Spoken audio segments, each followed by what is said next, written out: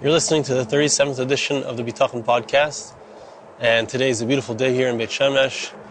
Windy day, but beautiful, and I've been looking for this spot with the big wheel, which was used, I believe, as an olive press.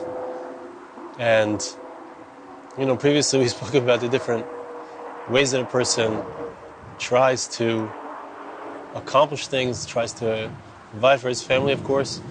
But I was thinking about a slightly different point coming into this podcast, which is that the creation of oil, they would take something and they would place it, there's a square in the center, and they would place, there would be a second part of it, which I've actually seen elsewhere, which would go around in a circle, and they would place the olives here on the circle, and then this hard rock item, round item, would turn around and crush the olives, crush out the olive oil.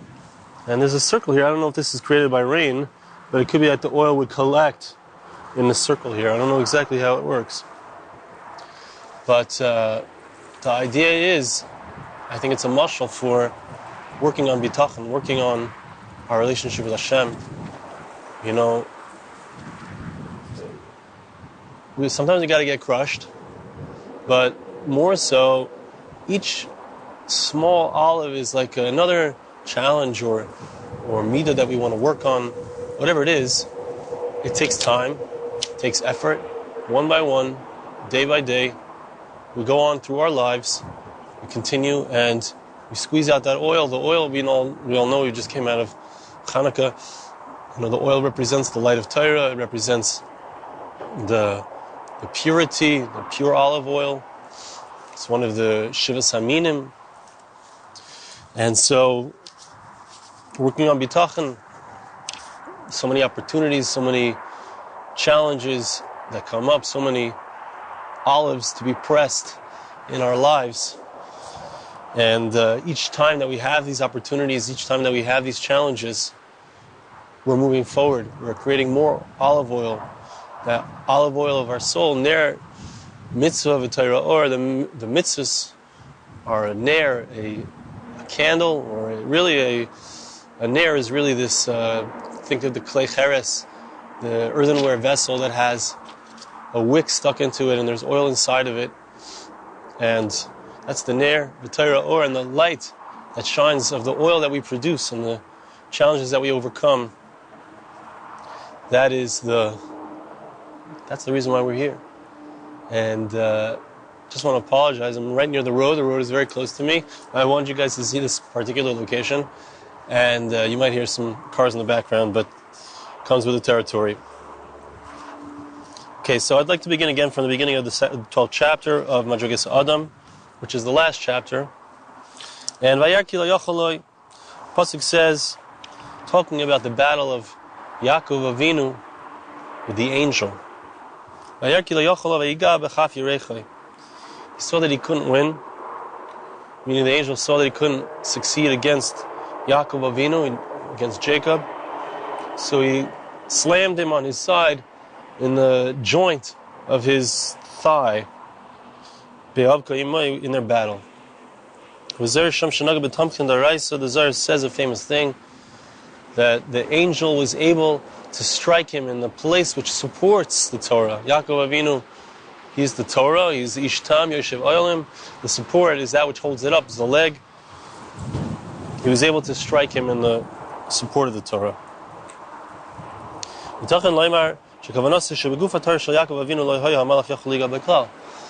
Malach could not strike or touch Yaakov himself, the Guf HaTorah, the body of Torah itself. If there was some kind of blemish that was caused, which affected Yaakov, has to do with the means which are necessary in order to keep the Torah alive, to keep the existence of Torah, for it to continue.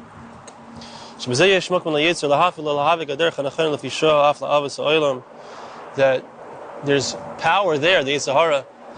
Just listening today to a shir my Rosh Hashiva Rabbi Per gave on Hanukkah, and he talked about how in the 60s probably this was, a very long time ago, 50, 60 years ago. So there was a total of, in the entire United States, a total of 50, he said he calculated. There was 25 Kadal Avrechim in Lakewood, 7 in Baltimore, 7 in Tarvadas, a few others scattered throughout the United States. And the wealthy people of America said, who's going to support them? What an irony. They didn't appreciate the power of Torah, the importance of Torah. They didn't appreciate that there could be thousands, as there are today, thousands of people sitting and learning with full support, because Baruch Hu provides for those who are committed to Him. But this is a place that naturally, a person asks the question, how is it going to be possible for there to be a support for this? Torah, naturally, people question its importance. Those who don't understand, those who don't appreciate the value of Torah and how it's the soul of the Jewish people. Just like the angel was throwing up dirt and dust, darkening the heavens in this battle, so Yetzer Hara, the evil inclination, has the ability to throw up dust to darken the spiritual importance of the Torah. Even for a moment, the proper path for the Avos Ha'olam, for the Avos Ha'olam, the forefathers of our nation, who obviously represent, they represent all that would come after them to the entire Jewish nation, right? His name is Yisrael. Yaakov Avinu, Jacob received the name Israel. Yisrael, which represents the Jewish people. Klal Yisrael, we are him. Says the Alter that it makes more sense to say that it wasn't so much in regards to Yaakov himself. A few days later, he was Tzalel Yerecha, he had pain in his thigh, but he got better, right? But it makes more sense to say that the ramifications of that battle and the wound that he inflicted, the Malach, the angel of Esav, inflicted on Jacob, was more in regards to the coming generations.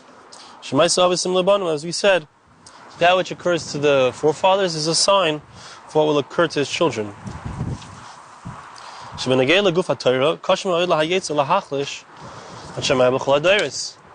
regards to the very body of the Torah, those who are sitting and learning, those who are committed to Torah, those who Torah is important to them, so it's very difficult to push them off of that commitment, because they appreciate the B'nai Torah, those who are sitting and learning Torah, they appreciate the importance and the power and the specialness of Torah.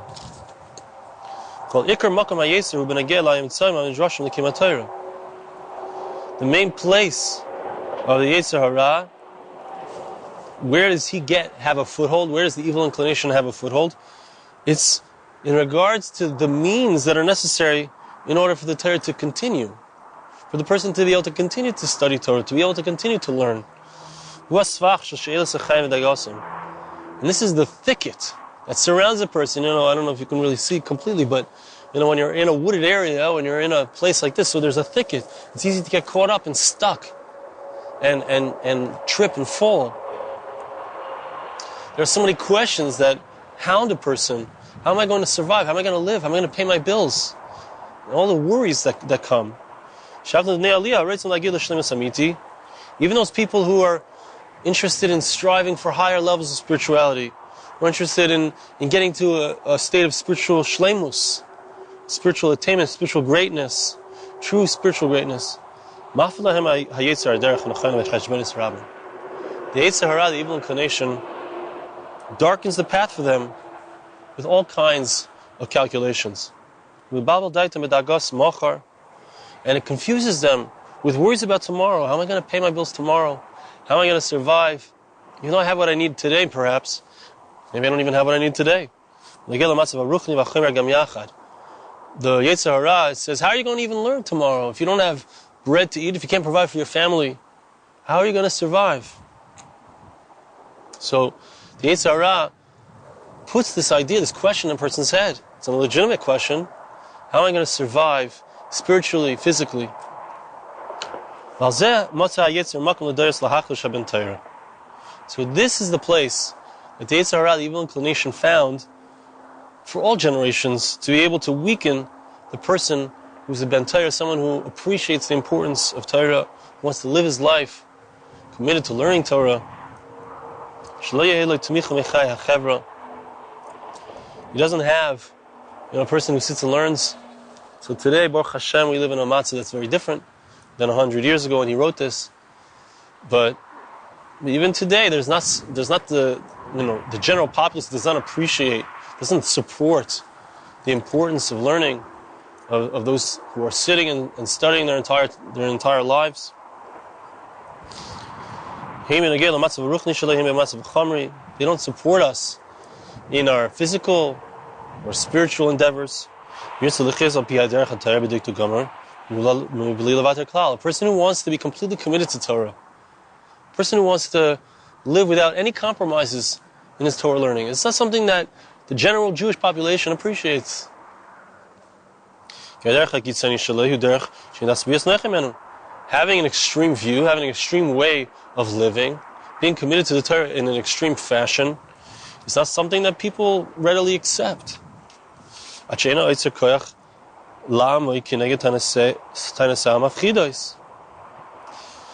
very hard to have the power, to have the strength within oneself, to be able to stand against those who come and say that you're wrong. What are you spending all of your time studying Torah? What are you spending all of your time with the books for? Go out and get a job. And a person who's in such a circumstance, the world surrounding him, telling him that he's doing something that's incorrect. So slowly his guard comes down, and he ends up living a life of compromise. Until he loses all of his strength and his firmness in his mind. And he decides better to live a life of compromise. He finds some in between, which ends up being that the person ends up without the Torah at all, heaven forbid. So, what's the obvious solution to this problem? The solution is Bitachon. The solution is having an ironclad faith in God that He's going to be provided with what he needs.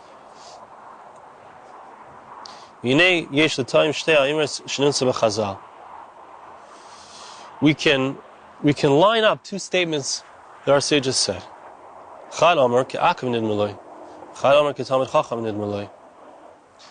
One says, it's Gemara in Chulin on Daf Tzadi Aleph, page 91, that when the Yetzer Hara appeared to Yaakov Avinu, when this Malach, the Malach of Esav, the angel of Esav, appears to Yaakov Avinu, one opinion is that he appeared to him like a non-Jew, like an idol worshiper. And one says, no, he appeared to him like a Torah scholar. Talmid Chacham,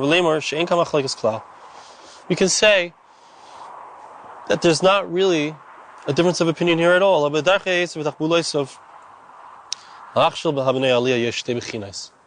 comes to the way that the Yetzer Hara approaches a ben aliyah, someone who wants to steig, someone who wants to grow, someone who wants to be a Torah person. So there are two paths that he takes in order to try to convince him that what he's doing is not the way to go.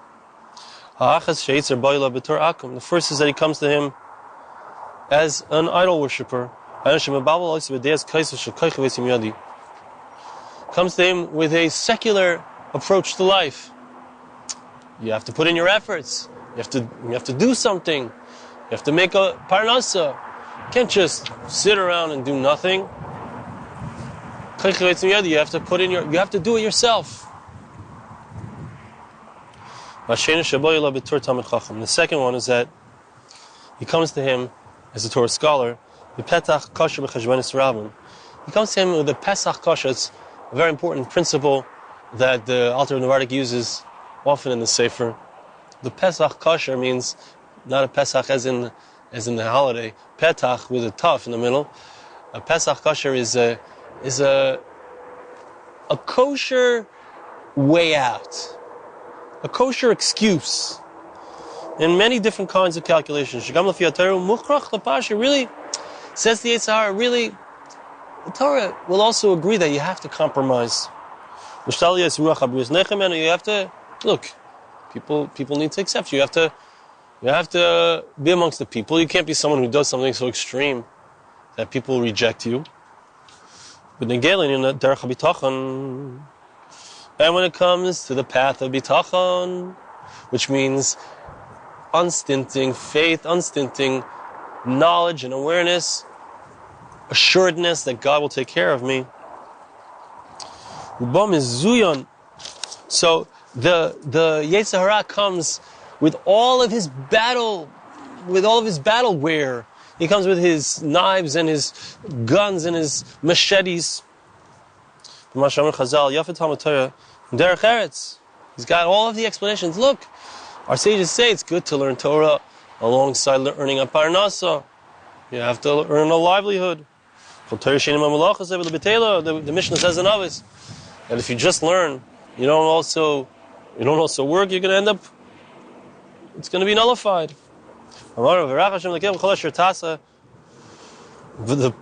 Sifri, the Medrash says on the verse, it says that God will bless you in all that you're going to do. It's a Sifri in Devarim, in Deuteronomy, Parshat Tesvav.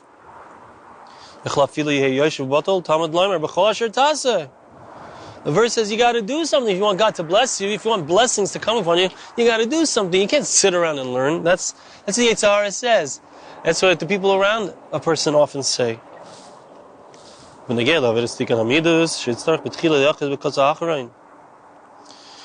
the Yetzer Hara, when it comes to the obligation, a person has an obligation to work on our middos, to work on our character traits, to become a greater person, a more humble person, a more sensitive person, a nicer person. Not just in a superficial way, but in a real way. It's an obligation. So when it comes to tikkun middos, when it comes to rectifying our character flaws, a person needs to go to the opposite extreme when it comes to these kinds of things. So what does Yetzer Hara say? Look, if you act in an extreme way, let's say a person is working on the midah of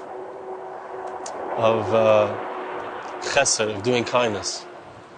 So everywhere he goes, he's looking for opportunities for kindness. So that's not something that people are so upset about. But if that's all he does all day long, let's say he works on it for a week, that's all he does all day long, people say, are you nuts? What are you doing? Why don't you take care of yourself? Why don't you take care of your family? The person is working on something in an extreme way, which was derech of the Alter of Novardok.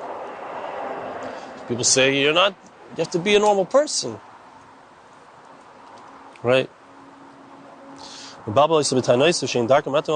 says, so Yetzer Hara will come to him and say, look, what you're doing is not correct according to the Torah. They'll say, the Yetzer Hara will say, and people will say to him, look, who do we know is somebody who is appreciated by people? That's the person who's appreciated by God. A person who's not appreciated by people, a person who is looked at strangely by people, God is also not happy with that person. And he'll prove and bring all kinds of different calculations why the most important thing is that everyone should like you. You should be somebody who everyone appreciates.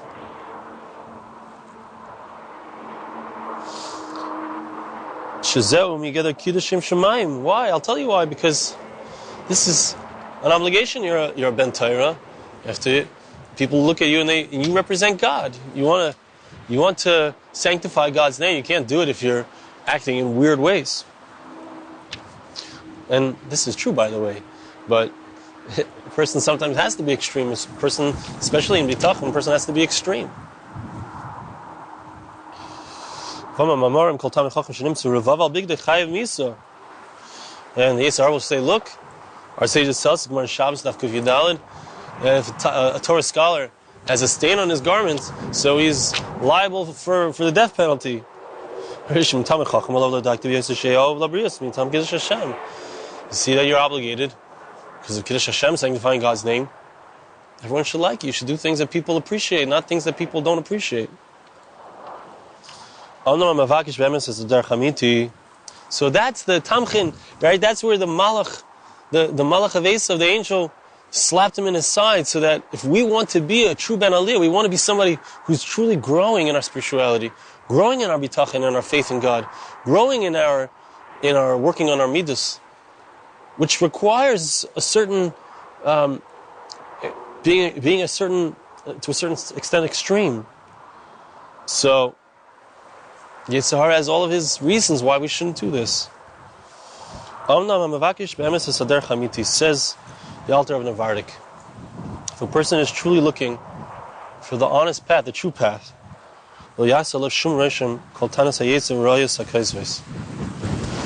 all of these cannot have any effect on him. All of these cannot have any effect on him.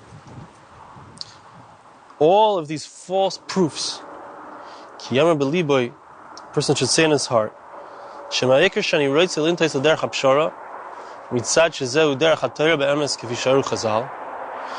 in his heart that if the main thing that I want to do is to get to a path of compromise, it's only going to be in the way that our sages say. Of course, there's an idea of compromise within the Torah. There's a compromise within the Mahalach of the Alter of Novardok as well. But it has to be in the way that the Torah prescribes. Not in the way that the people around me who don't understand the importance of Torah say I should do it. When I do this, it can't be because I want to listen to my Yetzer Hara or the people around me. It's because this is what our sages say to do. For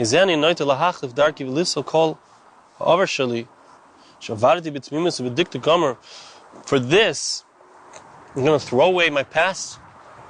I'm going to give up all that I've accomplished until now, the powerful commitments that I've made to Torah, to being a Ben Aliyah, to Bitachon. Serve God with a purity, with absolute commitment. To go to the furthest extent in order to work on and overcome my negative character traits.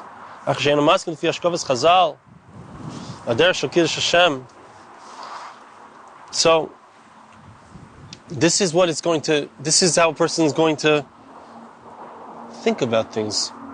It's going to take away all of these things. Am I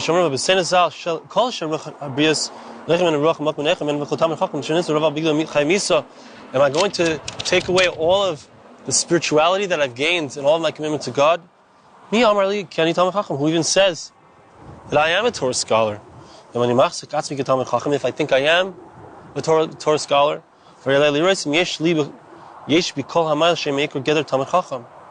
I need to see if I indeed have all of these advantages or all these character traits which define a Torah scholar. Our sages tell us in Kuf Yudalid in Shabbos, that same Gemara that says you can't have a stain on your shirt.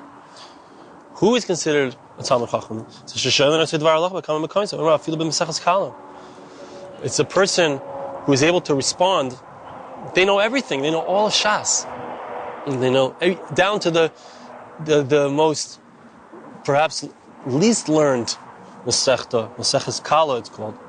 A person has to be, in order to be considered a Talmid Chacham, a baki in the entire Torah.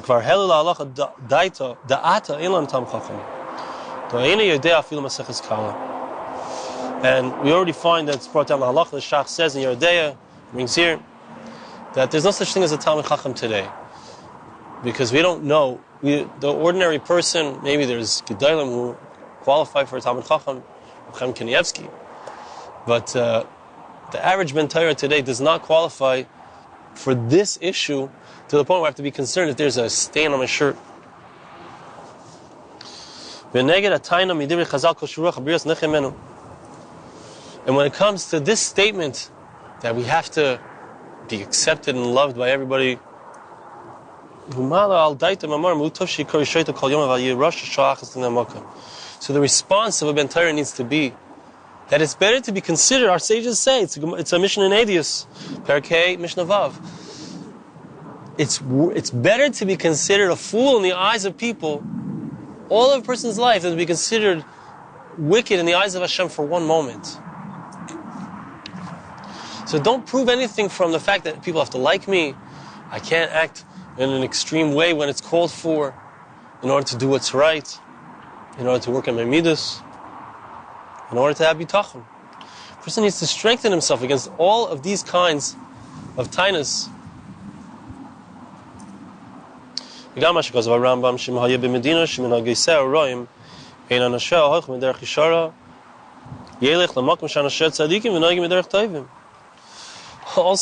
what does the Rambam say? The Rambam says, if you're in a place where the people around you are wicked, if everyone around you has these me'uvas, krum hashkafas, wrong ways of thinking, you have to go to a place where the people are tzadikim. You have to go to a place. Move to Eretz Yisrael. Move to Ramat Beit Shemesh.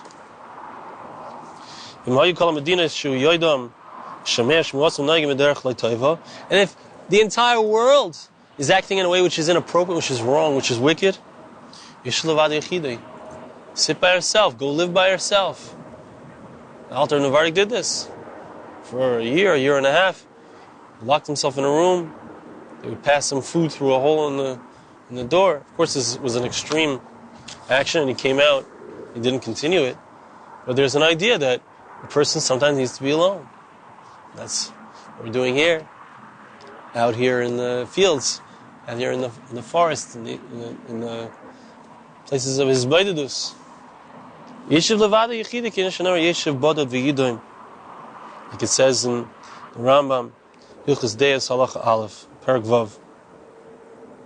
Sometimes a person needs to sit alone and be quiet.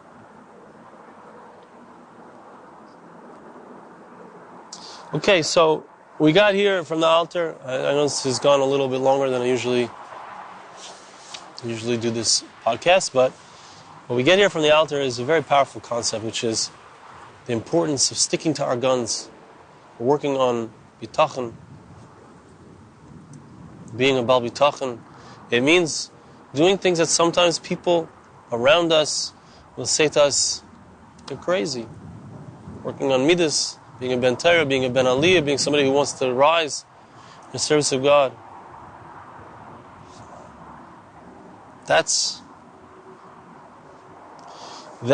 what's required. What's required is a certain staunch approach.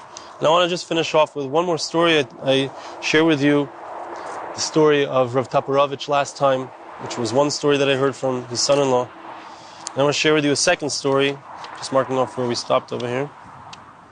The second story, which I heard from him on that same occasion, that he saw with his own eyes. So I heard this firsthand. That Rav Taparovich, Rav Shlomo Taparovich, so he had started a yeshiva called the Bnei HaLevim. Sorry, I'm getting the name wrong.